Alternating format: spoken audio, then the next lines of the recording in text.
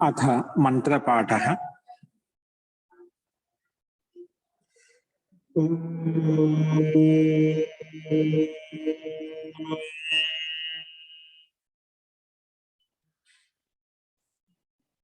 सहनाववतु सहनौ भुनक्तु सह वीर्यं करवावहै तेजस्विनावधीतमस्तु मा विद्विषावहै। ओम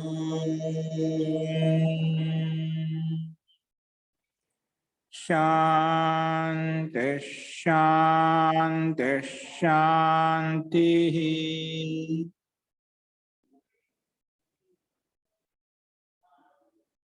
सर्वेभ्यो नमः। अंदरिकी नमस्कारम अंडी।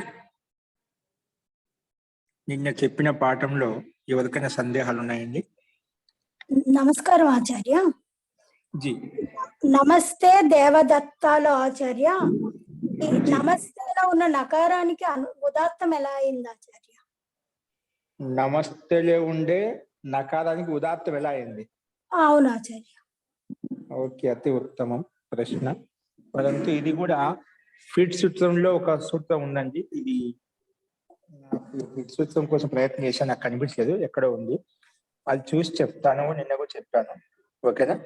అది ఆ సూత్రం ప్రకారంగా ఆ శబ్ద నమస్ అనే అవ్యయానికి ఆది ఉదాత్తం చేస్తుందండి. సూత్రం ప్రకారంగా ఆ సూత్రం ఉదాత్తం చేయగానే మిగతా ఆటోమేటిక్ అనుదాత్తం అయిపోయాయి.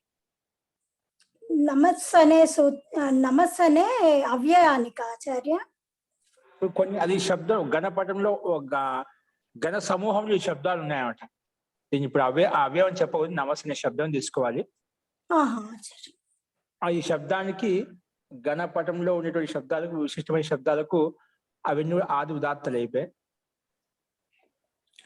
అది ఏ సూత్రం ప్రకారంగా అనేది నేను అది చూసి చెప్తాను. నాకు పుస్తకం అందుబాటులో దొరకలేదు. Okay,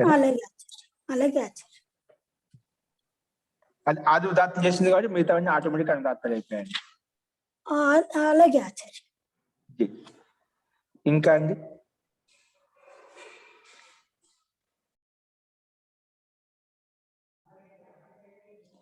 okay, ప్రకృతమర్చుదామः.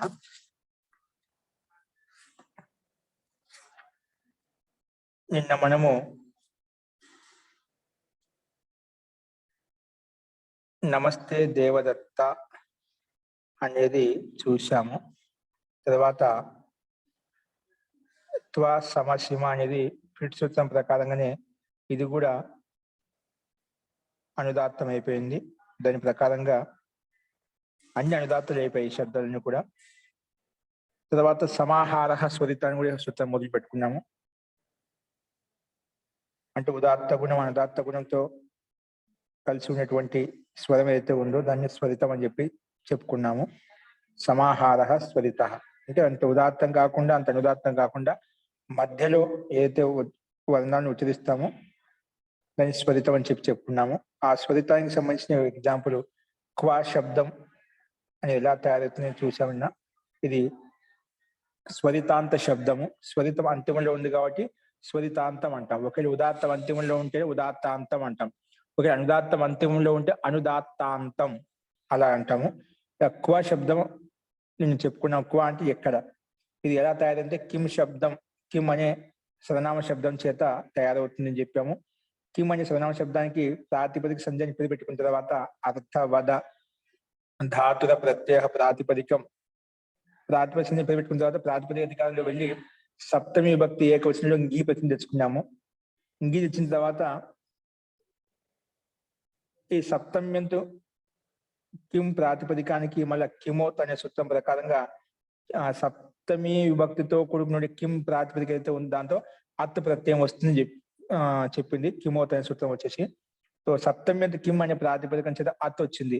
అప్పుడు కిమ్ ఇంగి అత్తు ఈ స్థితిలో మళ్ళీ అత్తుకు అనుబంధం లోపం చేశాము. అత్తుకు అనుబంధం లోపం చేస్తే ఆ మిగిలింది. తర్వాత అత్ అనేది తదిత ప్రత్యయం కాబట్టి త్రిత్ తదిత సమాసాశ్చ ప్రకారంగా దీనికి ప్రాతిపదిక సంజ్ఞ ఉంది కాబట్టి సుపో ధాతు ప్రాతిపదికయో అనే సూత్రం వచ్చేసి కిమ్కి అత్ ప్రత్యయానికి మధ్యలో ఉండే ఈ విభక్తి ఏదైతే ఉందో ప్రాతిపదికం యొక్క అవయవం సూప్ అవయానికి లుక్ చేశాము. లుక్ అయిపోయిన తర్వాత కిమ్ అత్ మిగిలింది, అత్క ఆ మిగిలింది అని మొదలు ఓపెన్ చేస్తే కిమ్ ఆ ఉందన్నమాట. కిమ్ ఆ ఈ స్థితిలో తిత్ స్వరితం, తిత్ స్వరితం ఏ ప్రత్యయంలో అయితే తకారానికి ఇత్తి చేశామో అటువంటి తిత్ ఎక్కడైతే ఉందో ప్రత్యయంలో అటువంటి స్వరితం అయిపోతుంది. తిత్ స్వరితం. తకార ఇత్సంధికమైన ఏ ప్రత్యయానికి అయితే తకార ఇత్సంధి చేయబడిందో అటువంటి ప్రత్యయం అనేది స్వరితం అవుతుంది అని చెప్పి ఈ సూత్రం చెప్పింది. తిత్ స్వరితం. అందుకే ఇక్కడ అత్తులో ఉండే అకారం స్వరితం చేశాం ఈ సూత్రం ప్రకారంగా ప్రత్యయానికి. ఎందుకంటే ఈ ప్రత్యయంలో తకారం ఇత్తి చేశాం కాబట్టి అటువంటి ఏ ప్రత్యయానికైతే తకారం ఇత్తు చేయబడిందో అటువంటి ప్రత్యయానికి స్వరితం అవుతుంది, అటువంటి ప్రత్యయం స్వరితంగా మారిపోతుంది అని ఈ సూత్రం ప్రకారం చెప్పిందంట. స్వరితం చేసుకున్నాం. స్వరితం అవుతుందని చెప్పాలి. స్వరితం అంటే ఏమిటి అన్నప్పుడు మన ప్రకృత సూత్రము మనం చెప్పుకోబోయే సూత్రం వచ్చి చెప్తుంది సమాహార స్వరిత అని చెప్పి. ఉదాత్త గుణము అనుదాత్త గుణంతో ఉచ్చరించేటువంటి వర్ణం ఏదైతే ఉందని స్వరితం అంటామని చెప్పి ఈ సూత్రం చెప్పిందన్నమాట. ఈ సందర్భంలో మన సూత్రం ప్రకృతి సూత్రం వినియోగించబడుతుంది. ఈ సందర్భంలో ఇలా ప్రకృతి సూత్రం వినియోగించిన తర్వాత కిమ్ ఆ ఈ స్థితిలోనే క్వాతి అనే సూత్రం వచ్చేసి ముందుండేటువంటి కిమ్ లో ఉండే కిమ్కి క్వా ఆదేశం చేస్తున్నమాట. ఇక్కడ ప్రత్యయం పక్కన ఉంటేనా కిమ్ అనే ప్రాతిపదికానికి క్వా ఆదేశం చేస్తుంది. కిమ్ అనే ప్రాతిపదికానికి క్వా ఆదేశం చేసింది. క్వా ఆదేశం చేయగానే క్వా ఆ పక్కన అతక ఆ ఉంది కదా, అది కింద స్వరితం అని అది గుర్తించలేదు, మిస్టేక్ అయింది, బై మిస్టేక్. ఆ అకారం స్వరితం అని చెప్పి చెప్పుకున్నాం తిత్ స్వరితం ప్రకారంగా. అదేవిధంగా క్వా ఆలో కూడా కింద కూడా ఆదేశం వచ్చిన తర్వాత ఆ అనేది స్వరితం అయిపోతుంది. ఇప్పుడు ఈ స్థితిలో పిశోంతో దాత్త, పిశోంత ఉదాత్త అనే సూత్రం ప్రకారంగా కిమ్కి ఉదాత్తం అని పేరు. కిమ్కి ముందే పిశోంతో దాత్త, పిశోంతో ఉదాత్త అనే సూత్రం ప్రకారం కిమ్కి ఉదాత్తం అని పేరు పెట్టాం కాబట్టి ఆ ఉదాత్త స్థానంలో వచ్చినటువంటి క్వా ఆదేశం కూడా ఉదాత్తం అయిపోయింది అన్నమాట. అందుకే క్వా ఆదేశం కూడా క్వాలో ఉండే ఆకారం ఉదాత్తం. అంటే ఉదాత్తము పక్కన స్వరితము, ఉదాత్తము స్వరితము. ఇప్పుడు ఈ స్థితిలో ఎస్చేతిచా వచ్చేసి క్వాలో ఉండే ఆకారానికి లోపం అవుతుందండి.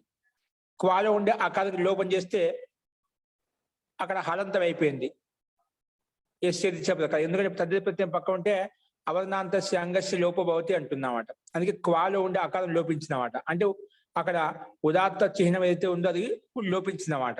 ఇక్కడ ఏం స్వరం లేదు ఇంకా. అందుకే క్వాలో ఉండే వకార హలంతానికి పక్కన అత్ ప్రత్యయం ఆ కలిపితే క్వా అయిపోయింది అనమాట. క్వా అప్పుడు క్వాని స్వరితాంతం అయిపోయింది అనమాట. ఈ క్వాని తదిత ప్రత్యాంతమే కాబట్టి సు ఔజస్ ప్రకారంగా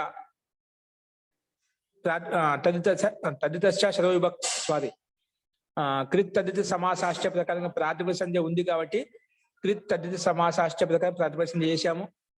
అందుకే ఆ ప్రాతిపదిక అధికారులకు వెళ్ళి మనం తెచ్చుకొని దానికి విసర్గం చేసుకుంటే,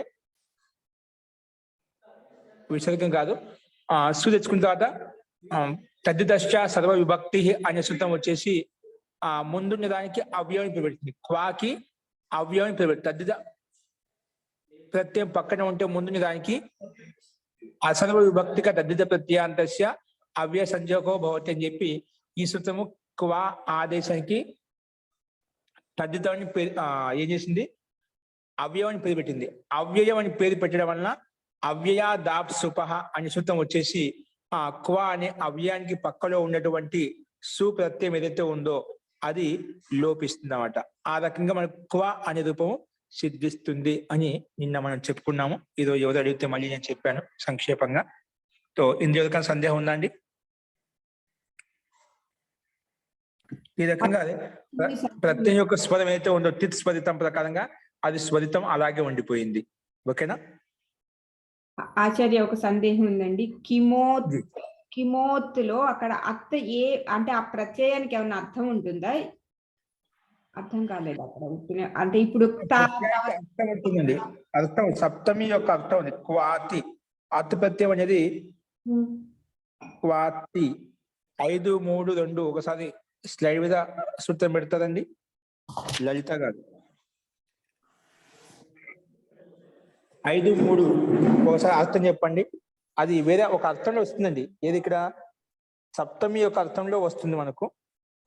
ప్రత్యయం వచ్చిందంటే ఖచ్చితంగా ఏదో ఒక అర్థం ఉంటుందండి. యథాసంఖ్యం నాకు తెలిసి ఇక్కడ యథాసంఖ్య అర్థానుగుణంగా ఏది కావాలంటే తీసుకోవచ్చు. ఇక్కడ ఒక విశిష్ట సందర్భంలో ఈ ప్రత్యయం వచ్చేసింది. ఇక్కడ మనకు ఆ సూత్రం లేదు. అంటే విభక్తి సప్తమి అయితే మనం ఇది తెచ్చుకుంటాం అత్ ప్రత్యయ. సప్తమ్యంతో విభక్తి చేత వస్తున్నాడ.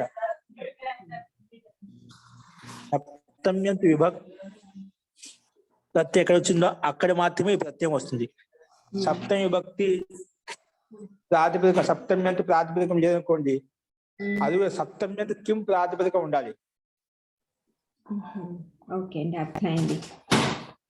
తర్వాత ఏమో తిత్ స్వరి చదవనా ఆచార్య?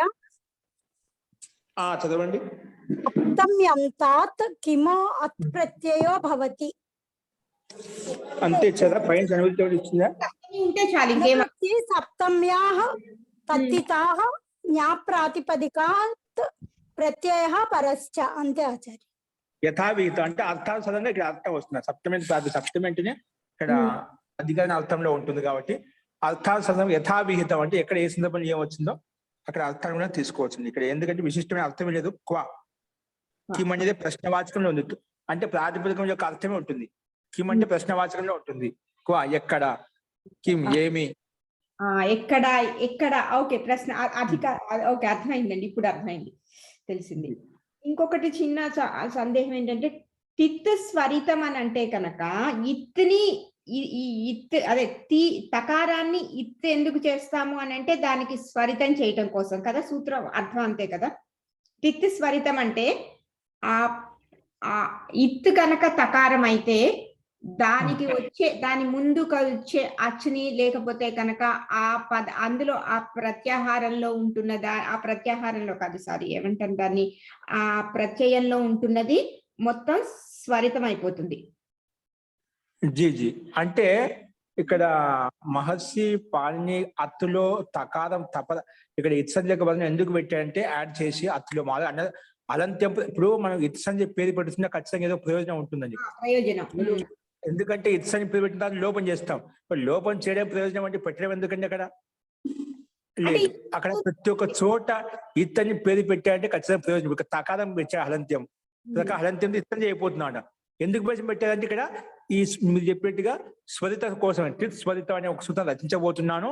ఈ సూత్రం ప్రకారం ఇది ఉదాత్తం అవుతుంది, స్వరితం అవుతుంది. తిత్ స్వరితం ఎక్కడైతే ఏ ప్రతి తకారం ఇతి చేస్తామో అటువంటిది ఈ స్వర ప్రకారంలో అది స్వరితం అవుతుంది. ఆ ప్రత్యయం స్వరితం అవుతుంది అని చెప్పి ఈ స్వరితం కోసమే తపదకరణం ఇక్కడ తకాలు ఇచ్చే ఇచ్చారండి. స్వరితం చేయటం, దానికి సూత్రానికి ఫలం స్వరితం చేయటం కోసం. మనకి ఇప్పుడు ఇక్కడ స్వరితం కావాలి కాబట్టి ఆయన ముందు ఇక్కడ ఈ తిత్ స్వరితం యొక్క చరితార్థం ఎక్కడ అవుతుందండి? తిత్ స్వరితం యొక్క ఉపయోగిత ఎక్కడ అవుతుంది? ఎక్కడైతే ఏ ప్రత్యయంలో అయితే తకారానికి ఇత్తి చేశామో అక్కడ మాత్రమే దీనికి అవకాశం. ఎక్కడ పోదు ఏ ప్రత్యయం, అది కూడా స్వర సందర్భంలో, సామాన్య శబ్ద సిద్ధిలో కాదు, స్వరం చేయడానికి మాత్రమే వెళ్తుంది. అది ఎప్పుడు ఏ ప్రత్యయంలో అయితే తకారానికి ఇట్టి చేశావో అప్పుడు మాత్రం, అన్ని చోట్ల పరిగెత్తుంది. స్వరం ఎప్పుడు చేయాలని అప్పుడు మాత్రమే, అంటే ఇది ఒక్క చోట అవకాశం అన్నమాట. దీనికోసమే తకారం ఎందుకు పెట్టా అంటే ఇంకా వేరే ప్రయోజనం ఉండొచ్చు. ఒక ముఖ్య ప్రయోజనం ఈ సూత్రాన్ని బట్టి మనకి ఏమర్థం అవుతుంది, స్వరితం కోసమే ఇక్కడ తకారం ఇచ్చారనమాట. అంటే మనము క్వాలో ఎస్ఏతీచాతో అకారానికి లోపం చేశాము. ఆ లోపం చేస్తే కనుక ప్రత్యయ లోపే ప్రత్యయ లక్షణం అక్కడ పనిచేయదా? అది ప్రత్యయం కాదు కాబట్టి. ప్రత్యయ లోపే ప్రత్యయ లక్షణం వచ్చి చేస్తుందండి. క్వా ఉంది కదా, క్వాలో అది ప్రత్యయం కాదు కదా, అది అసలు. అంటే కనుక దాని ఆదేశము కరెక్టే, కిమ్ స్థానంలో వచ్చింది కాబట్టి క్వా. నేనేమనుకున్నాను, ప్రత్యయమా ఇంకేదో అయి ఉంటుంది అలా అనుకోకూడదు. జస్ట్ అది ఆదేశంగా వచ్చింది. ఆ ఆదేశంలో ఉన్న ఆని ఎస్ఏతి వచ్చి తీసేస్తే కనుక కూడా అక్కడ నేనేమనుకున్నాను, ప్రత్యయలోపే ప్రత్యయ లక్షణం వచ్చేసేసి నేను నోట్ చేసుకుంటుంటే నాకు ముందు స్వరితం కనపడుతోంది, అదే సారీ ముందు స్వరితం కనపడుతోంది ఆలో, తర్వాత ఆలోనేమో ఒకటే ఉంది, స్వరితం కనిపిస్తుంది. ఆ స్వరితానికి యచిబం ఎస్ఏతిచ్చ ప్రకారంగా తదితర ప్రత్యయం పక్కనే అవర్ణాంత క్వాలో ఉండే ఆని మాత్రం అవర్ణం అయిపోతుంది కదా, అందుకే అది లోపం అయిపోయింది. ఇక్కడ సమస్య ఎందుకు వస్తుంది? ఓ అది మీరు లోపం ఆదేశం కదా, ఆదేశం కదా అంటున్నా. దానికి ఆదేశం అయినప్పుడు అదే స్థాని వదాదేశం విధ ప్రకారంగా కీము స్థానంలో వచ్చింది కాబట్టి ఆ ఆదేశము అది కీమ్ అనేది ఏంటి ప్రాతిపదికం. ఓకేనా? ప్రాతిపదిక. దాని స్థానంలో వచ్చినప్పుడు ఇది ప్రాతిపదిక కింద మారిపోతుంది. ఉమ్. అది ఇంకోటి, అది ప్రత్యయం పక్కన ఉంటే ముందు అంగ సంధ్య కూడా అయిపోతుంది, ఇంకా అంగం అని కూడా పేరు. ఉమ్. అంటే క్వాకి ఏమేం పేర్లు వస్తున్నాయి? ప్రాతిపదికం వస్తుంది, అంగం అని ఒకటి వస్తుంది, తర్వాత అకారాంత అంగము, అండ్ ఇంకొకటి అది స్వరితం. కిమ్ అనే దానికి ఏవైతే లక్షణాలు ఉన్నాయో ఆ లక్షణం కూడా దాని కిము స్థానం వచ్చి ఆదేశం కూడా స్థానం వదాదేశం విధో ప్రకారంగా మొత్తం స్థానం ప్రకారం అన్ని వస్తాయండి. సందర్భానుసారంగా ఎక్కడ ఏ సంధ్యను తీసుకోవాలో ఆ సంధ్యను తీసుకుంటామట. ఇక్కడ మనకు అంగ సంధ్య అవసరము, భా సంధ్య అవసరము. యకారాది అజాది ప్రత్యయ పదత పూర్వస్య అంగ సంధ్య భవతి, ప్రత్యయ పదత పూర్వస్య అంగ సంధ్య భవతి. ఇది ఉంటే అవసరం అట. భాసంజకస్య అంగస్య అవర్ణాంతస్య లోపః భవతి అంటుంది. ఎప్పుడు అజాది ప్రత్యయం పక్కన ఉంటే, అజాది అతిథి ప్రత్యయం పక్కన ఉంటే ఉన్నాయి కాబట్టి ఇక్కడ క్వాలో ఉండే ఆకారానికి స్వరితానికి లోపం చేశాం. లోపం చేయగా దాంతో పాటు ఉన్న స్వరం కూడా వెళ్ళి ఉదాత్త స్వరం కూడా వెళ్ళిపోయింది. ఇప్పుడు స్వరం ఉంది, స్వరితం ఒకటే ఉంది కానీ అదొకటి మాత్రమే పనిచేస్తుంది అన్నమాట. ఇప్పుడు అర్థమైందండి. ధన్యవాదాలండి. మహోదయ జీ చెప్పండి శోభనాద్రి గారు. సూత్రం ఏం చెప్తోందండి ఇక్కడ? అనే సూత్రం ఉపయోగిస్తున్నాం కదా మన రూపసిద్ధిలో. ఇది ఏమంటుందంటే యకారాది అజాది ప్రత్యయం పక్కన ఉంటే పూర్వస్య అవర్ణాంతస్య అంగస్య భస్య లోపభవతి అంటుంది. ఏమంటుంది? భస్యం అంటే భాను వర్ణాంతస్య ఈకారే తద్దితే చ పదతః ఈకారే తద్దితే ఈకారం లేదు, ఈకారే తద్దితే చ అంటే ఇంకా ఈకార ప్రత్యయం ఉండాలి, లేదా తద్దిత ప్రత్యయం ఉండాలి. అత్త అనేది తద్దిత ప్రత్యయం అన్నమాట. కిమోత్ అనేది తద్దిత ప్రత్యయం. తద్దిత ప్రత్యయం పక్కన ఉంది కాబట్టి ఆ తద్దిత ప్రత్యయం పక్కన ఉంటే ముందున్నటువంటి అవర్ణాంతస్య అవర్ణానికి లోపం అవుతుంది అని చెప్పింది. పరతః లోపో భవతి అంటున్నారు. పరతః లోపో భవతి, లోపం అవుతుంది అంటున్నాడు. పరంగా ఉండేది పరతః పక్కన ఉంటే పూర్వస్య అని అర్థం. అక్కడ పూర్వస్య అనేది మనం కలుపుకోవాలి, అంతే కదా? అది పరతః పక్కన ఉంటే అని అర్థం. పరతః పక్కన ఉంటే అప్పుడు ముందుకు పని అవుతుంది అన్నమాట. ముందుకి పని అవుతుంది. అది పక్కన ఉంటేనే ఇది అవుతున్నాడు, అది లేకుంటే కాదు. పరంగా ఉంటే అప్పుడు ముందు ఉండే అవర్ణానికి ఈ కాలం లోపం, అవర్ణానికి లోపం అవుతుంది అని చెప్పి అంటుంది. సరే, అలాగే, ధన్యవాదాలు. నెక్స్ట్ చూడండి, సిక్యం. సిక్యం అంటే ఏంటండి? సిక్యం పొలం పనులు ఉండే వాళ్ళు తెలిసి సిక్యం అంటే సిక్యం చిక్క అంటాం. ఇప్పుడు ఇది కూడా వస్తుంది. సిక్యం అంటే మన పశువులకు మూతికి గడ్డి తినకుండా ఇటు అటు వెళ్ళకుండా మూతికి సిక్యం వేస్తాం అంటాం, తెలుసు కదా? పశువులకు వేస్తూ ఉంటాం. అలాగే సిక్యం ఇంకో మనకు ప్రాచీన కాలం ఉట్టిలు ఉండే. ఉట్టి అంటే పాత కొట్టంలో గుడిసెల్లో పైన తాళ్ళు కట్టి మనం ఉట్టి పైన పెట్టుకునే వాళ్ళం. ఏదైనా మనకు మజ్జిగ పాలు పెరుగు ఇటువంటివన్నీ పైన ఉట్టిల మీద పెట్టేవాళ్ళం. ఇప్పుడు పెరుగుతాం, పాత ఇళ్ళలో ఉంటాయి అన్నమాట. చిక్కాలండి, చిక్కం ఉంటారు, చిక్కాలు. అదే అన్నమాట, ఇది అదే అర్థం సిక్యం అంటే. ఇక్కడ ఆ చిక్కాలు దానికి అర్థం వస్తుంది. ఒకటి మామూలుగా పశు పక్షులకు మూతి కడుతూ ఉంటాం, గడ్డి గిడ్డి బయట చూడకుండా, బయట ఏం తినకుండా. అది అట్లా రెండు రకాల పల్లెటూరులో చిక్కం అని కూడా అంటారు, ఎద్దులకు గానీ కట్టేదానికి. మీరు చెప్పినట్టు చిక్కం అని అంటారు. మా అమ్మమ్మ వీళ్ళు అనేవాళ్ళు. ఆవుకి దూడకి కట్టేసేవాళ్ళు, ఆవు దూడకి. అట్లా దుళ్ళకు చిక్కలు కట్టేస్తుంటామంట, అంటే మేయకుండా నూతికి కట్టుపడేసి అంటామంట. అది ఇక్కడ అర్థం తీసుకో, చిక్యం. కానీ ఇక్కడ సందర్భ విషయం చిక్యం కన్యా అంటే రెండు శబ్దాలు ఉన్నాయి. చిక్యం వేరు, కన్యా వేరు. ముట్టి కడతారంటారు. ముట్టి అని ఒక తాడుతోటి ఒక ఇదిలో కవర్ లా ఉంటుంది, గాలి దిపోయేలాగా. అది ఏమంటారు, జనపనాడు తాడుతోటి కడతారు. అది అడుగుతారు ఇది ఉట్టిలాగా చిన్నది అవునవును, మూతి ఉట్టిలాగా. కట్టేస్తారు. ముట్టని అంటారు. జీ జీ అప్పుడు బాగా ఈతాకులతో కూడా అల్లేవాళ్ళు, ఇప్పుడు చక్కగా తాళ్ళతో అల్లుతున్నారు బాగా రకరకాలుగా భిన్న భిన్నగా. అదే అండి ఇక్కడ. ఓకే, ఇప్పుడు సిక్కింలో స్వరం ఏంటి? చాలా సింపుల్ గా ఉంది, ఇక్కడే గమనించవచ్చు. సిక్కిం అనేది ఒక ప్రాతిపదికం అండి. సిక్కిం అనేది ఒక అర్థం ఉంది కదా. సిక్కిం అంటే మనకు లోకంలో ఒక అర్థం ఉంది. సిక్కిం అంటే ఇది ఏదో పశు బంధులకు ముఖానికి కట్టేటువంటిది, లేదా దాన్ని ఆ చిక్కాం మీద ఏదో ఒక వస్తు పదార్థం పెట్టుకునేది, అట్లా మనకు స్పష్టంగా ఒక అర్థం అంటుంది. అర్థవంతమైన శబ్దం, అందుకే ఇది సిక్కిం ఒక ప్రాతిపదికం. ఏదైనా ప్రాతిపదికం ఎవరికి పెడతామో, అర్థవంతమైన శబ్దాలకు ప్రాతిపదికం అని పేరు. అర్థవంతమైనటువంటి శబ్దాలకు ఏమని పేరు? ప్రాతిపదికం అని పేరు అనమాట. ఇది ఒక అర్థవంతమైన శబ్దం కాబట్టి ఇది కూడా ప్రాతిపదికం అనమాట. సరే, ప్రాతిపదికము ప్రాతిపదికం కాబట్టి అదే విధంగా కన్యా శబ్దం కూడా ఉంది ఒకటి. కన్య, ఇది కూడా ఒక శబ్దం అంటే వెనకబడి తీసేసుకున్నాం. సిక్కిం ఒకటి, కన్యా కూడా ఒకటి. కన్య అంటే స్త్రీ విశేషం మనకు తెలుసు కాబట్టి ఇది కూడా ఒక అర్థవంతమైన శబ్దం కాబట్టి దీనికి ప్రాతిపదిక సంజ్ఞ ఉంది. కాబట్టి ప్రాతిపదిక సంజ్ఞ ఉంది కాబట్టి ప్రాతిపదిక శబ్దం కాబట్టి ఇది సిక్కిం, కన్య ఈ రెండు శబ్దాలకు తిల్య, సిక్య, కాస్మర్య, ధాన్య, కన్యా, రాజన్య, మనుష్యాణం అంతః, ఇది ఫిట్ సూత్రం అండి. ఈ సూత్రం ప్రకారంగా ఏమొచ్చింది? ఏ శబ్దం? తిల్య శబ్దం అంట, సిక్య శబ్దం అంట. ఈ సూత్రంలో ఏవైతే పదాలు ఉన్నాయో, వాటిలో ఆ పదాలు ఏవైతే ఉన్నాయో ఆ పదానికి అంతిమంలో ఏదైతే ఉందో అది స్వరితం అవుతుంది. ఇక్కడ ఏముంది మనకు? తిల్య శబ్దం ఒకటి, సిక్య శబ్దం ఒకటి. ఇక్కడ మనకు సిక్య శబ్దం ఉంది కదా, సిక్య ఉంది. ఏముంది? సిక్య. ఆ సిక్యంలో ఉండే అంతిమ అకారానికి సిక్యం శబ్దం మనకు స్వరితానికి కదా, మనం ఉదాత్త స్వరిత అనుదాత్త అచ్చులకి మాత్రం వర్తిస్తాయన్నమాట.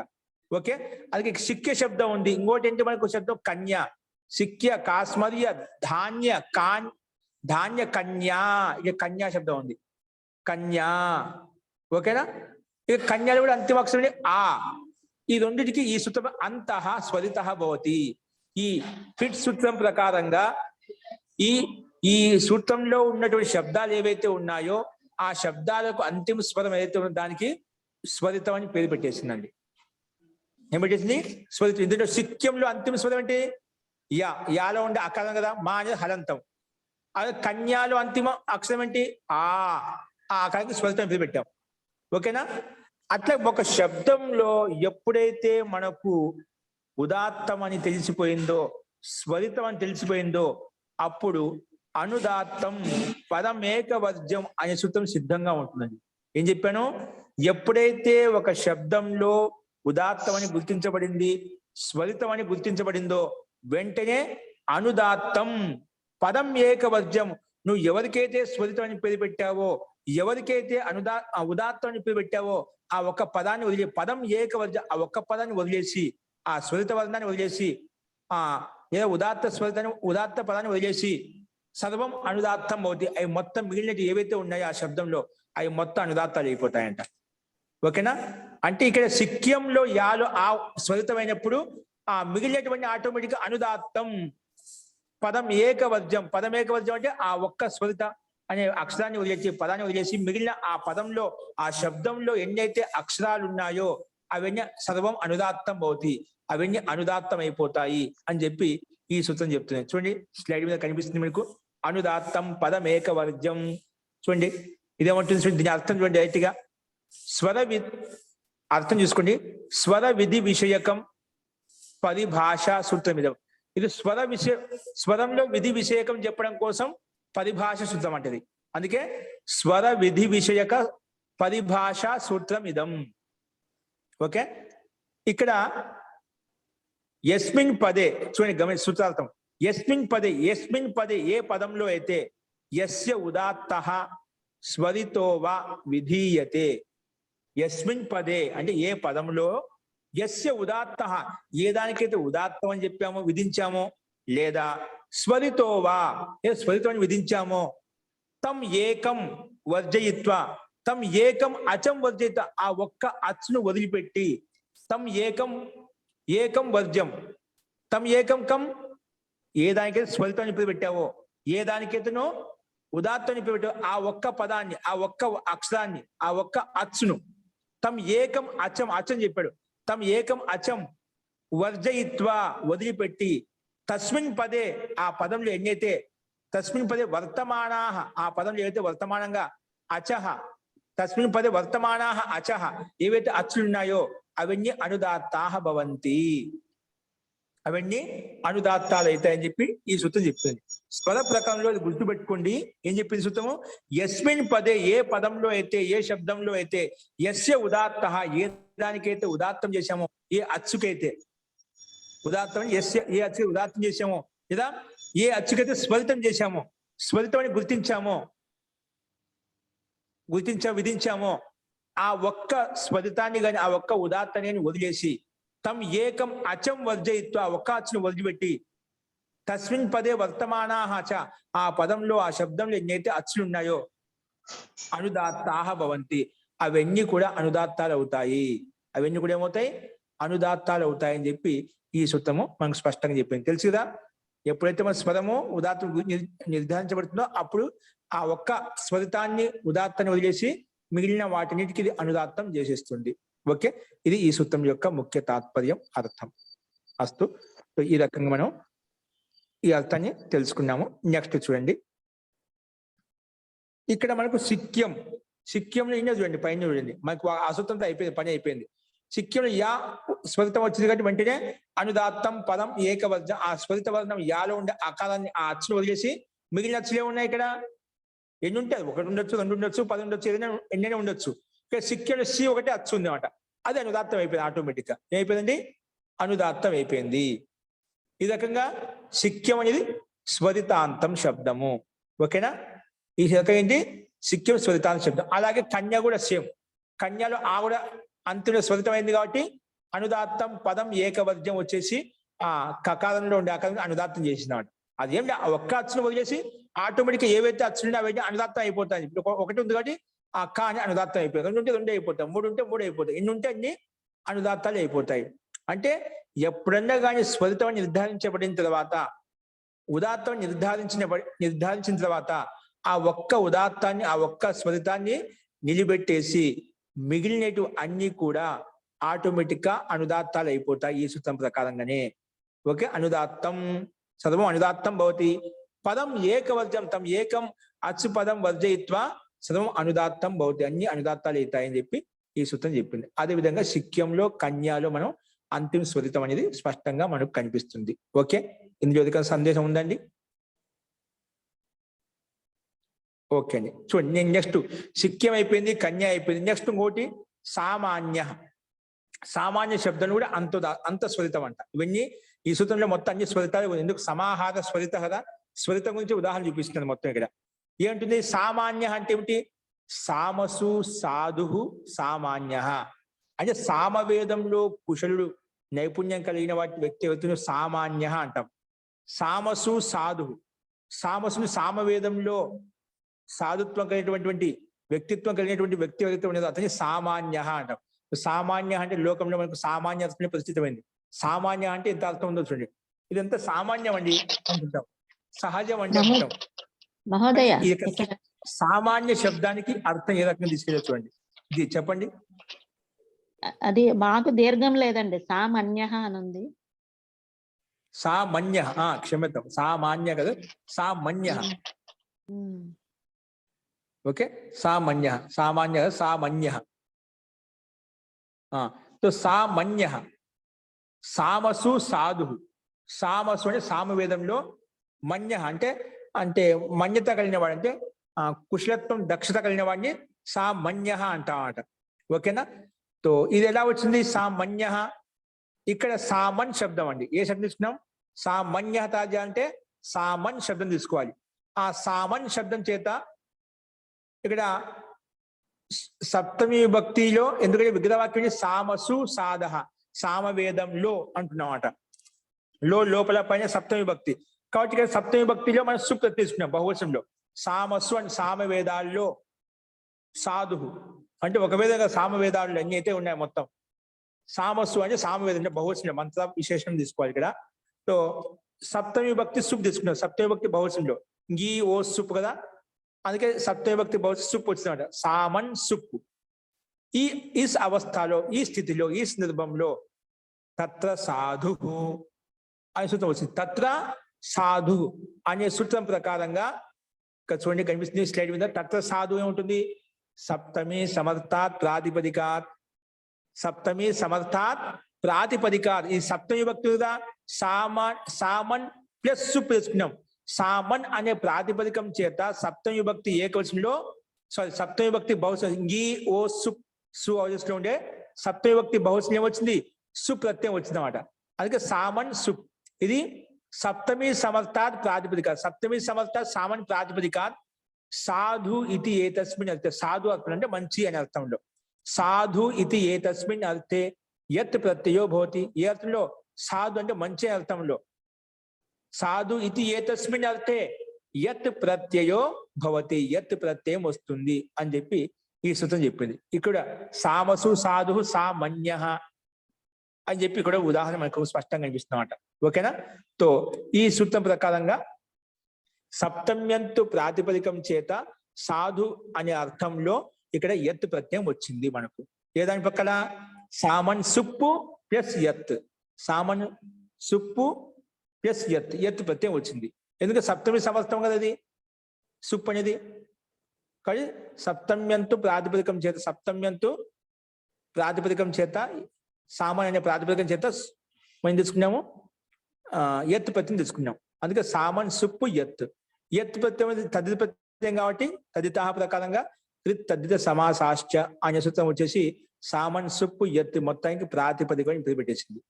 ప్రాతిపదికం పేరు పెట్టగానే సుపో ధాతు ప్రాతిపదికయో అనే సూత్రం వచ్చేసి ప్రాతిపదిక సంజ్ఞ, ప్రాతిపదికానికి అవయవంలో, ప్రాతిపదిక అవయవం నుండి సుప్పు ఏదైతే ఉందో దానికి లుక్ అయిపోతుంది అని చెప్పింది.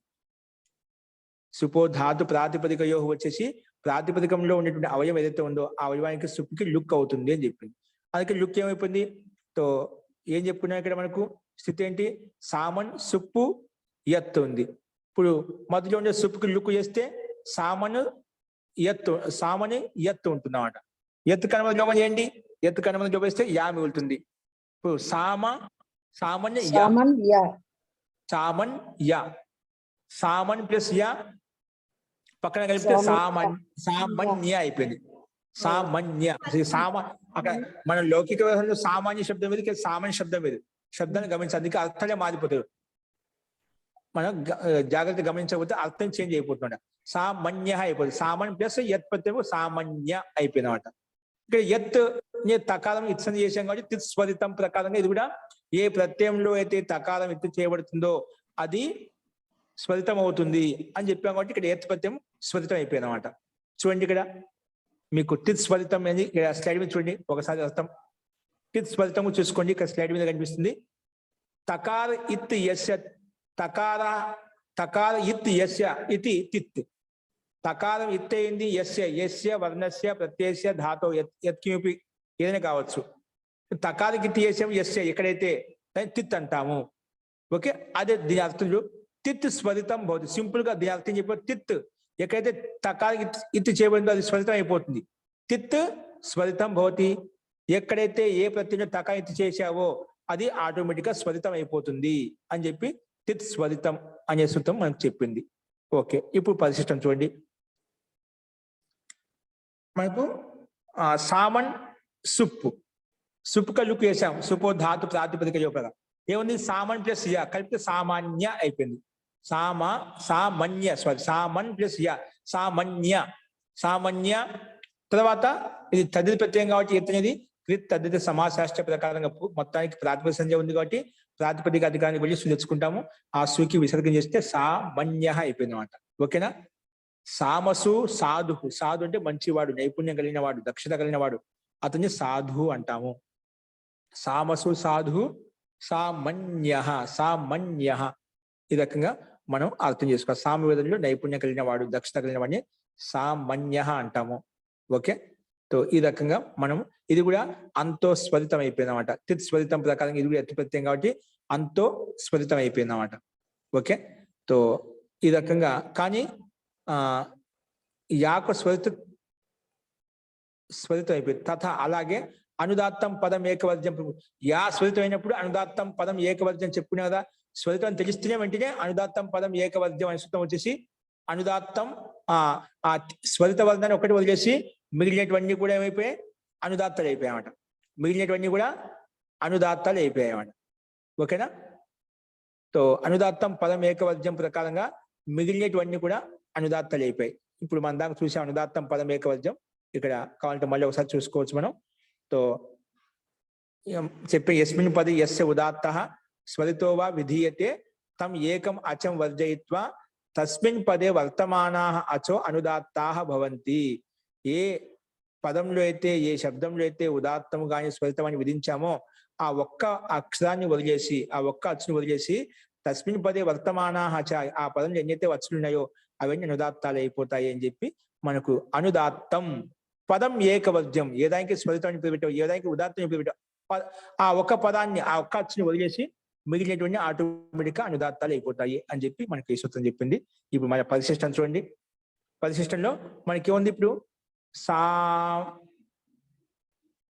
మన్ యా తయారైంది. మనకి ఏదో చూస్తున్నాం ఇక్కడ. ఇది అయిపోయిన తర్వాత సామన్ ప్లస్ యా, సామాన్య చెప్పాం కదా.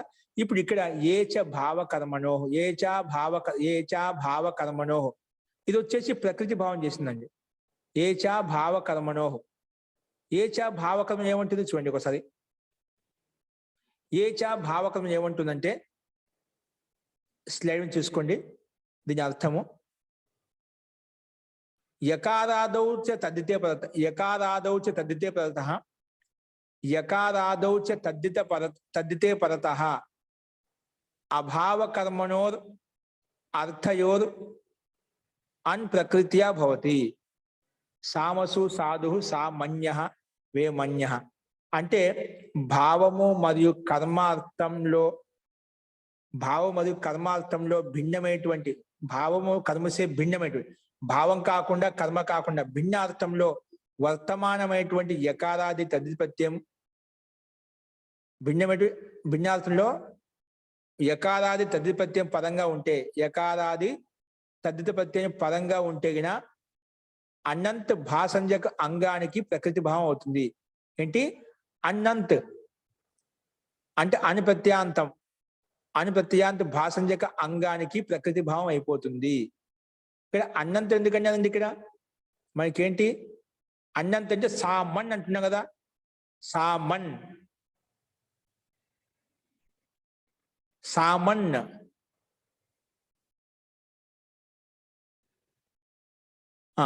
ఇక్కడ సామన్లో వచ్చి నస్తద్దితే ప్రకారంగా తద్ధిపత్యం పక్కన ఉంటేనా టీ భాగానికి అనంత భాగానికి లోపం అవుతుంది చెప్తామన్నమాట. అందుకే సూత్రం వచ్చినమాట. ఇది నస్తదితే సూత్రానికి నస్తదితే అనంతస్య, ఇక్కడ చూడండి పక్కనే ఉంది నస్తదితే, నకారాంతస్య భాసంజకస్య అంగస్య టేర్ లోపో భవతి తద్దిత ప్రత్యయ పరతః. ఇక్కడ సామాన్య ప్లస్ యా ఉంది. ఇక్కడ మనకు సామాన్య ప్లస్ యా, ఇక్కడ యా తద్దిత ప్రత్యయం కాబట్టి ఈ సూత్రం వచ్చింది. నస్తద్దితే నకారాంతస్య భాసంజకస్య అంగస్య టేర్ లోపో భవతి తద్దిత ప్రత్యయ పరతః. ఏత తద్దిత ప్రత్యయం పక్కనే ఉంది. ఇక్కడ సామాన్య నకారాంతం ఉంది, దానికి ఎత్ అనేది యకారాది అజాది ప్రత్యయ పద పురుష భాసంజ భవతి ప్రకారంగా ఇది భాసంజకు అని పేరు ఉంది. తర్వాత ప్రత్యయ పద పురుష అంగ సంజ భవతి ప్రకారంగా దీనికి అంగం అని పేరు ఉంది, భాసంజ అని పేరు ఉంది, నకారాంతం ఉంది. అటువంటి నకారాంతస్య భాసంజకస్య అంగస్య టేర్ లోపవతి, దానికి టీ భాగానికి లోపం అయిపోతుంది అని చెప్పింది. టీ భాగానికి లోపం అవుతుంది ఈ సూత్రం చెప్పింది అన్నమాట. ఈ సూత్రం వచ్చి టీ భాగం లోపం అంటే అన్ని భాగానికి లోపం కావాలి. ఎందుకంటే టీ అంటే ఏమిటి? అచోంత్యాది టీ. టీ అంటే ఏమిటి? అచ్చులలో అంతిమ అచ్చు ఏదైతే ఉందో దానికి టీ సంజ అని పేరు. ఓకేనా? అచ్చులు ఎప్పుడు సామన్ యా, సామాన్య యా. అచ్చుల్లో ఏంటి? అచ్చుల్లో అంతిమ అచ్చు అంగంలో చూసుకోవాలి, భాషంజక అంగంలో. తో సామాన్య అంతిమ అచ్చు ఏంటి? సామాన్లో మాలో ఉండే ఆ అనేది అంతిమ అచ్చు, నా కాదు, నా హల్లు అనమాట. అచ్చు విషయం మాట్లాడుకుంటున్నాం. తో మాలో ఉండే ఆకారం అంతిమ అచ్చు. కాబట్టి ఈ సందర్భంలో అచోంత్యాదికి వచ్చేసి అచ్చుల్లో అంతిమ చేతుందో తస్మా దానికి టీ సంజ అని పేరు. అంటే సామాన్లో ఉండే మాలో ఉండే ఆకారానికి టీ సంజ అని పేరు అనమాట. అంటే ఈ రకంగా అంతిమచ్చు ఏదైతే ఉందో అది కనిపించేంత వరకు ఇది అంతిమచ్చు అన్నమాట. అందుకే అన్ని భాగం అంతా అచ్చు కింద తీసుకొని సామాన్లో ఉండే అన్ని భాగానికి ఈ సూత్రం ప్రకారంగా టీ భాగానికి లోపం ప్రాప్తం అవుతుంది. లోపం ప్రాప్తం అవుతుంటే అప్పుడు ఏచ భావకర్మణో, ఇది ఒకసారి తీసుకొచ్చే స్లైడ్ మీద ఏచ భావకర్మణో వచ్చేసి ఇది వచ్చి చెప్తున్నమాట. ఏమంటుంది? ఏచ భావ కర్మణో, ఇది వచ్చేసి ఏమంటుంది? యకారాదౌచ తద్దితే పరత, యకారాదిగా తద్ది ప్రత్యయం పదగానే యకారం ఉంది, తద్ది ప్రత్యయం కూడా ఉంది, పక్కన ఉంది కాబట్టి తద్దితే పరత అభావ కర్మణోరు అర్థయోరు అన్ప్రకృత్యా భవతి. ఇదే చెప్పి ఒకవేళ యకారాది తద్ది ప్రత్యయం పక్కన ఉంటేనా అభావ కర్మణో అర్థయో, ఇది భావము మరియు కర్మార్థంలో చెప్పకుంటేనా, ఇది భావం కాదు కర్మ కాదు, భావం మరియు కర్మార్థాలతో భిన్నమైనటువంటి అర్థంలో ఉంటేగినా అప్పుడు అనంత భాషంచక అంగానికి ప్రకృతి భావం అవుతుంది. అంటే దానికి నస్తదితే ప్రకారం టీ భాగానికి లోపం అయితే ప్రాప్తం అవుతుందో అది లోపం కాదు అని చెప్పి ఈ సూత్రం నిషేధించిందండి. ఓకేనా? ఇది వచ్చేసి యకారాది తద్ది ప్రత్యయం పక్కన ఉంటేగినా పరత అభావ కర్మణో అర్థయో, అభావ అర్థంలో కర్మార్థంలో ఉత్పన్నమైనటువంటి ఏదైతే ఉందో ప్రకృతియా భవతి, ప్రకృతి భావం అవుతుంది. అంటే మూలంలో సామన్ శబ్దం ఎలాగైతే ఉందో అలాగే ఉంటుంది, దాంట్లో సామన్లో ఉండే అనుభాగానికి లోపం కాదు అని చెప్పి ఈ సూత్రం నిషేధించింది. ఎవరిని? నస్తద్దితే వచ్చేసి లోపం చేస్తానంటే అనుభాగానికి. ఇది వచ్చేసి చెప్పింది లేదండి, ఇది అభావ కర్మణో అర్థయో, అభావము కర్మార్థంలో ఉంది కాబట్టి ఇక్కడ అందులో భావము కర్మార్థం భిన్నంగా ఉంది కాబట్టి వర్తమానంలో తల్లి ప్రత్యయం పక్కన ఉంది కాబట్టి ఇది ప్రకృతి భావం అయిపోయింది. అంటే ప్రకృతి సామన్లు ఎలాగైతే ఉందో అలాగే అనుభావం అలాగే ఉంటుంది. అందుకే సామన్ ప్లస్ యా సామాన్య అయిపోయింది. అర్థమైంది? ఇప్పుడు సామాన్య అయిపోయింది. లేకపోతే ఇక్కడ నస్తదితే ప్రకారం టీ భాగం లోపం చేస్తే ఏమవుతుంది? అనుభాగం లోపం సామయ అయిపోయింది అనమాట. ఏమైపోయింది? సామయ. అలాగా అనిష్ట రూపం సిద్ధించింది అనమాట. ఏమిచ్చింది? అనిష్ట రూపం సిద్ధించింది అనమాట. అందుకే ఇక్కడ మనము ఇక్కడ చూడండి స్లైడ్ మీద, అందుకే ఏచ భావకర్మలో ప్రకృతి భావం కావడం వలన నస్తదితే అనే సూత్రం టీ భాగం లోపం కాలేదన్నమాట. ఓకేనా? సామాన్య శబ్దం తయారైందా? మనము టీ నస్తదితే అనే సూత్రం ప్రకారం టీ భాగం లోపం ప్రాప్తం అవుతుంటే ఇది ప్రకృతి భావం చేసింది. లేదండి సామాన్యలో ప్రకృతి మూల శబ్దం అని ఎలా ఉందో అలాగే ఉంటుంది, దానికి ప్రకృతి భావం అలాగే ఉంటుంది, దానికి లోపం కాదు, ప్రకృతి అలాగే ఉంటుందని చెప్పి ఈ సూత్రం చెప్పింది. కాబట్టి మనకు సామాన్య అనే శబ్దం సిద్ధించిందండి. ప్రకృతి భావం కావడం వల్ల మనకు టీ భాగం లోపం కాలేదు. లోపం కావాలి సామాన్య అనే, ఇది కూడా అంతస్వరితాంతం అనే శబ్దం మనం చూసాం. ఈ రకంగా శిక్యం కన్యా సామాన్య అనే శబ్దంలో మనము రూపసిద్ధులు ఎలా వస్తాయి, వాటి యొక్క స్వరసిద్ధి ఏ రకంగా అనేది మనం అర్థం చేసుకున్నామండి. ఇందులో ఎవరికైనా సందేహం చెప్పండి. ఎవరికైనా సందేహం ఉందండి?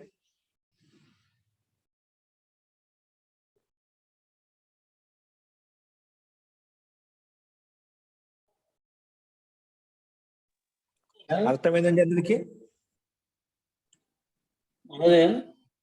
జీ మనకు అంటే విధించిన ప్రకారం సూత్రకారుడు కానీ వేదంలో కానీ చెప్పిన దానికే స్వరితం అనే, లేదా ఏదన్నా మనం మామూలు లౌకిక వాక్యాల్లో పలికేటప్పుడు కూడా దానికి ఇది స్వరితము ఇది చెప్పగలుగుతామా మనం? మళ్ళీ చెప్పండి ఒకసారి మీ ప్రశ్న. వేదంలో కానీ లేకపోతే వాటిల్లో మనకు స్వరితము ఇవి చెప్తాము, కానీ ఏదైనా మనం పలికే శబ్దానికి ఇది స్వరితము, ఇది ఔదాత్తము, ఇది అనుదాత్తము అనేటటువంటి మాట చెప్పగలుగుతామా? దేనికైనా మనం చెప్పగలుగుతాం. మనకి అన్ని సూత్రాలు కదా, ఎక్కడ స్వరం గుర్తించాలనుకుంటున్నాం ప్రతి శబ్దానికి ఖచ్చితంగా స్వరితం, ఉదాత్తం, అనుదాత్తం ఏదో ఒకటి, స్వరితాంతము, ఉదాత్తము, అనుదాత్తం ఏదో ఒకటి ఖచ్చితంగా ఉంటుంది, చెప్పగలుగుతామండి. అంటే వాళ్ళు విధించిన సూత్రే కాకుండా మనకు ఉండేటువంటి శబ్ద ప్రకారం కూడా మనం ఈ నిషేధాలు పెట్టగలం. మనం కాదు, వ్యాకరణ సూత్ర నియమం ప్రకారంగానే. నియమ ప్రకారం అదే అదే అదే శబ్దాలు మనకు లౌకికంగా ఉండే శబ్దాలకు కూడా మనం ఇవి పెట్టగలం.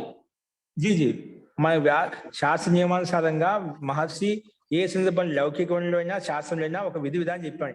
ఇలా ఉంటే స్వల్తం, ఇలా ఉంటే అంటే సిచ్యువేషన్ ఇచ్చామట. మనం ఈ సూత్రాన్ని మనం బాగా ఇదే అయింది అనుకోండి, పటుత్వం వచ్చిన దక్షత వచ్చింది అనుకోండి, ఖచ్చితంగా లౌకిక శబ్దాలైనా వైదిక శబ్దాలైనా మనకు ప్రతి శబ్దానికి మనం అర్థాన్ని స్వరితాన్ని గుర్తించగలుగుతామండి. ఉంది, ప్రతి శబ్దానికి ఉంటుంది. అది మన వ్యాకరణ సిద్ధాంతం ప్రకారం సిద్ధిస్తుంది అన్నమాట.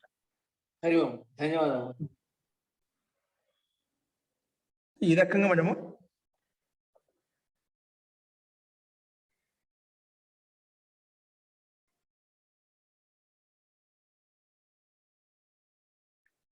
రకంగా మనము ఉదాత్తం అంటే ఏమిటి, అనుదాత్తం అంటే ఏమిటి, స్వరితం అంటే ఏమిటో తెలుసుకున్నాము. ఉచ్చేది ఉదాత్త, ఉచ్చ స్వరంతో పలికేటువంటి వర్ణాన్ని ఉదాత్తం అని చెప్పుకున్నాము. నీచైర్ అనుదాత్త, సూత్రంలో స్పష్టం, నీచైహి అనుదాత్త, కింది స్వరంలో పలికేదాన్ని అనుదాత్తం అంటాము. సమాహార స్వరిత, కొంచెం పై కాకుండా కొంచెం కిందికి కాకుండా మధ్యలో పలికేటువంటి స్వరం ఏదైతే ఉందనే స్వరితం అంటాము అనేది మనం ఇక్కడ ఈ 3 సూత్రాల్లో భిన్న ఉదాహరణతోటి మనం స్వరం ఎలా గుర్తించాలి మనం చూసుకున్నాము. ఓకేనా?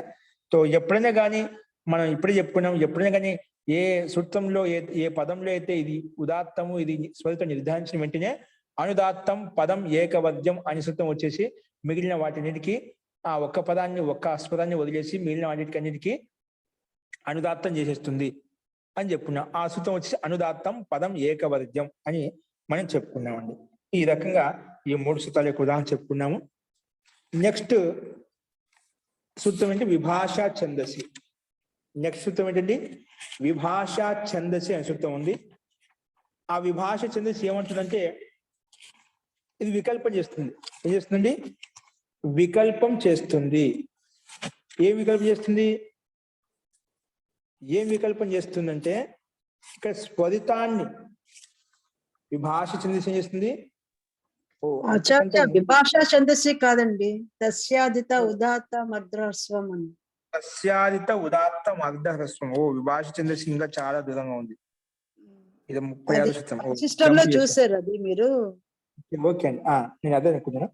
ఇక్కడ ఇంకో సూత్రం అంటే తస్య ఆదిత ఉదాత్తం అర్ధహ్రస్వం. చూడండి, తస్య ఆదిత ఉదాత్తం అర్ధహ్రస్వం. తస్య ఆది సూత్రం గమనించండి. తస్య ఆదిత ఉదాత్తం అర్ధం హ్రస్వం అంటే ఏదో స్వరితం పెట్టాము. నువ్వు స్వరితం పెట్టావు కదా, ఆ స్వరితంలో ఎక్కడ ఉదాత్తం ఉంది ఎక్కడ అనుదాత్తం ఉంది నువ్వు చెప్పావు కదా. సమాహార స్వరిత ఏంటి? సమాహార స్వరిత అంటే ఉదాత్త అనుదాత్త గుణయో సమాహారో యస్మిన్ అచి సో అచ్చు స్వరిత సంజ్ఞకో భవతి. అంటే ఉదాత్త గుణము అనుదాత్త గుణంతో సమూహంలో కలిసినటువంటి వర్ణాలు ఏవైతే ఉన్నాయో యస్మిన్ అచి ఎందులైతే ఏ వర్ణంలో అయితే ఉందో సో అచ్చు యస్మిన్ అచి ఏ అచ్చులో అయితే ఉందో సో అచ్చు ఆ అచ్చు స్వరిత సంజ్ఞకో భవతి అని చెప్తున్నాం. అంటే ఏ అచ్చులో అయితే ఉదాత్తము అనుదాత్తము 2 గుణాలు కలిసి ఉంటాయో అంటే కొంచెము ఉదాత్త గుణం ఉంటుంది, కొంచెం అనుదాత్త గుణం అట్లా 2 కలిసి ఉంటాయో అటువంటి అచ్చుకు స్వరితం అని నువ్వు పేరు పెట్టావు. ఉదాత్త అనుదాత్త గుణయో సమాహార యస్మిన్ అచ్చి సమాహారం ఉంది యస్మిన్ ఏ అచ్చు అయితే అటువంటి అచ్చును స్వరితం సంజ్ఞ అని చెప్పావు. సో ఆ స్వరిత వర్ణంలో ఎంత భాగంలో ఉదాత్తం ఉంది ఎంత భాగంలో అనుదాత్తం ఉంది అయినా తెలుస్తుంది. అప్పుడు దీనికి సమాధానంగా తస్యాదిత ఉదాత్తం అర్ధహ్రస్వం. నువ్వు ఏ దానికైతే స్వరితాన్ని పేరు పెట్టావో అందులో తస్య ఆదా భాగం ఆదిత ఉదాత్తం తస్య ఆదిత ఉదాత్తం అర్ధహ్రస్వం అందులో ఆది వర్ణం ఉదాత్త అర్ధహ్రస్వము అని ఈ సూత్రం చెప్పిందండి. ఈ సూత్రానికి వ్యాఖ్య మనం రేపు విపులంగా ఇక సమాసయుక్తంగా ఇచ్చారు అది రేపు చెప్పుకుందామండి. సో ఇక్కడ మనకు చెప్పిన దాంట్లో ఏది ఉదాత్తము గుణము అనుదాత్త గుణాలతో కలిసిందని ఏది అక్షరం ఉందో దానికి మనం స్వరితాన్ని పేరు పెట్టుకున్నాం. అందులో ఆ స్వరితంలో ఎంత భాగంలో ఉదాత్తం ఉంది ఎంత భాగంలో అనుదాత్తం ఉందంటే ఇక్కడ దీనికి సమాధానంగా తస్య దానికి ఆ స్వరితానికి ఆదిలో ఉండే ఉదాత్తము అనేది అర్ధహ్రస్వంలో ఉంటుంది. అర్ధహ్రస్వమే అండి. అంటే దీన్ని బట్టి మిగిలిన మూడు భాగాలు అనేది అనుదాత్తం ఉంటుంది అన్నమాట. మిగిలిన ముగ్గురు భాగాలు అనుదాత్తం ఉంటుంది. ఓకే, ఇక్కడ తస్య అనేది ఉదాత్తం అర్ధహ్రస్వం అని చెప్పుకున్నామట. కాబట్టి ఈ రకంగా అది ఎట్లా ఏ రకంగా అనేది మనం ఉదాహరణ ద్వారా స్పష్టంగా మనం రేపు చెప్పుకుందామండి. ఏ రకంగా ఉదాత్తం అర్ధహ్రస్వం అవుతుంది అది రేపు చూద్దామండి. ఈ ముందు సందేహాలు ఉన్నాయి ఇంకా?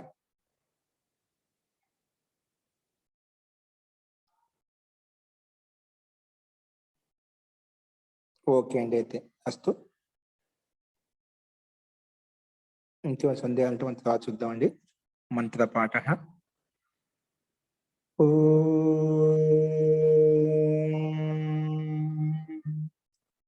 సర్వే భవంతు సుఖినః, సర్వే సంతు నిరామయాః, సర్వే భద్రాణి పశ్యంతు, మా కశ్చిద్ దుఃఖభాగ్ భవేత్. ఓం శాంతి శాంతి శాంతి.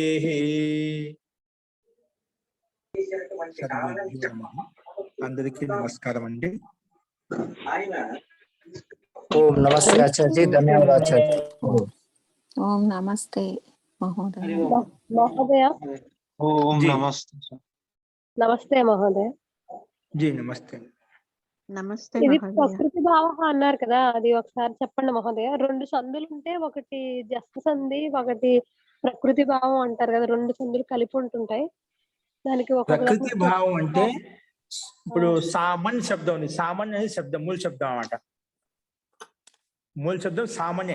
రామ శబ్దం అయినా రామ శబ్దం మూల శబ్దము, ఆ సామన్ శబ్దం మూల శబ్దం అన్నమాట.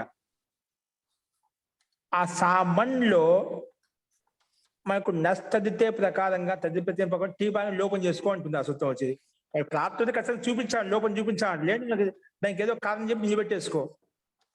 నస్తదితే వచ్చి లోపం చేస్తూ ఉంటే, లేదంటే ఇక్కడ ఈ ఏచ భావకర్మ అభావకర్మ అర్థంలో వచ్చింది కాబట్టి ఇది తదిపత్యం పక్కన ఉన్నప్పుడు కూడా టీ బాగా లోపం కాదు అని చెప్పి నిషేధించింది. లోపం కాదు, ప్రకృతి భావం అయిపోతుంది. లోపం కాకుండా ప్రకృతి భావం అంటే ప్రకృతి సామాన్య శబ్దం అనే ప్రకృతిలో ఎలాగైతే ఉందో అలాగే ఉంటుంది, దాన్ని ప్రకృతి భావం.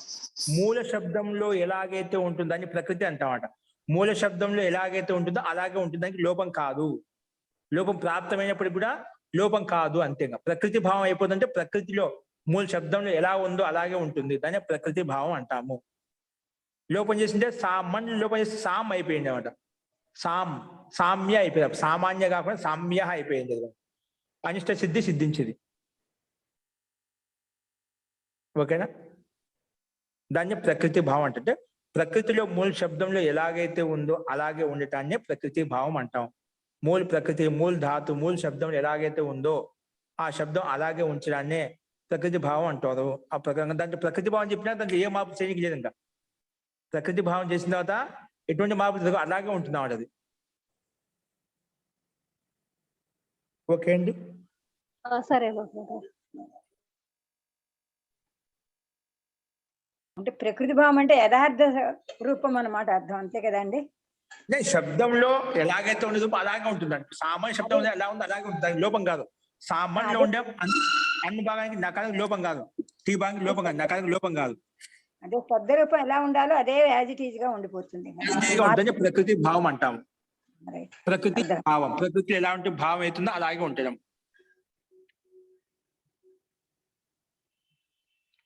ఆ శబ్దాన్ని మార్చడం అన్నమాట. లోపం కానీ దాన్ని కలపడం కానీ లోపం ఏం ఎట్లా ఉందో అలాగే ఉండాలి, అంతేగా. దానికి అనుబంధంగా కూడా లోపం చేయకూడదు. మనకి సంధుల్లో కూడా వస్తుంది, కానీ ప్రకృతి భావం అంటే అక్కడ సంధి జరగకుండా చదువు జరగదు. ఇంకా ప్రకృతి భావం చేసినా ఏం జరగదు. అదే ఇవన్నీ కానప్పుడే ప్రకృతి భావం చేస్తాడు. మళ్ళీ ఏమైనా చేస్తేటుంటే మనకి ప్రకృతి భావం చేయడం ఎందుకు?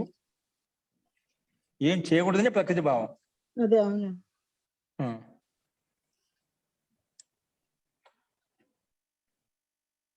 ఓకే అండి, ఈ రకంగా మనం చూసాము. నెక్స్ట్ రేపు చూద్దామండి. అస్తు. సర్వేభ్యో నమః. సర్వేషాం శుభరాత్రి.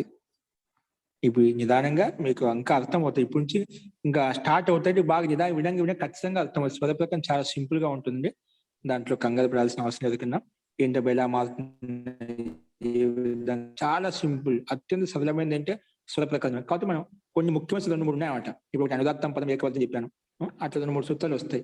అవి గుర్తు పెట్టుకుని మాటికి వస్తూ ఉంటాయి. తో సరళంగా మీకు గుర్తించవచ్చు. ఎక్కడ మీరు ఏ పుస్తకం తీసుకునే వేద పుస్తకంలో మీరు స్వయం చెప్పవచ్చు, ఇది ఇక్కడ ఉదాత్తం, ఇక్కడ అనుదాత్తం, స్వరితం అని చెప్పి. ఎలా వచ్చింది, ఏ విధంగా వచ్చింది కొంచెం మనం గమనించామంటే అది కూడా ఐడెంటిఫై చేసి చెప్పవచ్చు అండి. కాబట్టి నిదానంగా ధైర్యంగా ఉండండి. ఇది స్వర ప్రకారం అందరికీ అర్థం అవుతుంది. ఎవరికి అర్థం కాకపోయినా వెనకబడే సంకోచపడకుండా ఏది అర్థం, చిన్న విషయం కావచ్చు, పెద్ద విషయం కావచ్చు, ప్రశ్న చిన్నదే పెద్దది కాదు, మనం అడుగుతున్నామా లేదా, మనకు సందేహం వచ్చింది, జిజ్ఞాస భావం ఒకటి ఉండాలి. అడగడం కోసం కాకుండా తెలుసుకోవడం, జిజ్ఞాస అనేది మనకు ప్రాధాన్యంగా ఉండాలి. కొన్ని సందిగ్ధంగా ఉన్నప్పుడు అడగొచ్చు, ఇబ్బంది లేదు. ఓకేనా? అటు ఏదైనా అడగొచ్చు, దానికి సందేహపడద్దు. ఎప్పుడు ఏమనుకుంటారో మనం తెలుసుకోవడానికి వచ్చాము, జిజ్ఞాస అని తెలుసుకోవాలి, అర్థం చేసుకోవాలి. ఎందుకంటే ఈ గ్రంథం అంటూ కూడా అర్థం చేసుకునే గ్రంథం. ఇది బట్టేది కాదు, దీనివల్ల ఏమి రాదు, శబ్దాలు నేర్చుకునేంత మాత్రం ఏం రాదు మనకు. ఇదేంటి, ఎందుకు వచ్చింది, ఎలా వచ్చింది, ఏ విధంగా వచ్చింది, అదే మనకు ముఖ్యం. రూపసిద్ధి ఎలా వచ్చింది ఇప్పుడు మనకు ఉపయోగపడవచ్చు, కానీ ఖచ్చితంగా ఉపయోగపడుతుంది ముందుకు వెళ్ళిన తర్వాత. ఇప్పుడు ఊరికి నిర్మాణం, ఫ్యాక్టరీలో మనం ఇటుకలు తయారు చేసుకుని శబ్దాలు తయారు చేసుకుంటున్నామట.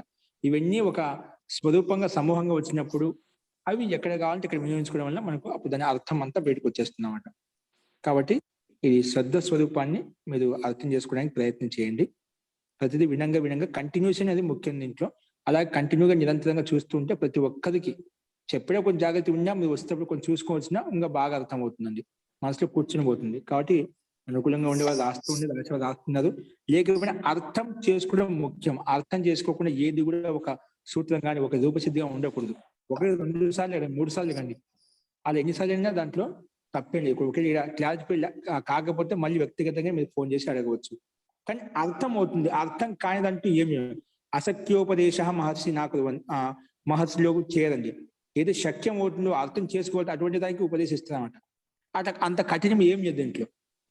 మాకు ఏం రాదనుకోవద్దు, మనం అర్థం చేసుకోవడం ముఖ్యం. సూత్రం మనకు కంటెస్ట్ లేదా, ఏ సూత్రం ఏం పని చేస్తే, కనీసం చూసినప్పుడు ఇక్కడ సూత్రం ఉంది, సూత్రం ఇక్కడ పని నేను చెప్తున్నా అది గమనించండి చాలు. మనకు కంటెస్ట్ ఉంటే వేరే విషయం, కానీ మీరు ఈ స్థితిలో ఉన్న కూడా మీరు అందరూ బాగా కష్టపడుతున్నారు. దాంట్లో ముఖ్యం ఏంటి, మనం అర్థం చేసుకోవడం. ఆ సంస్కారాన్ని మనలో